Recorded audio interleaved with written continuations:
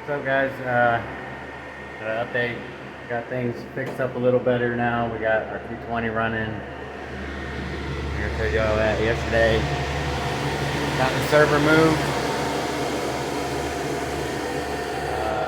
Got everything running on our 4 exhaust hoses over here. We had the air conditioner running all day. It ran really well. No breakers popping or nothing. I got things rigged up so that we basically only have 2 miners running on 220 and everything else running on 110. But now that I got everything moved over there, I moved the tent over so my bathroom door just clears the tent.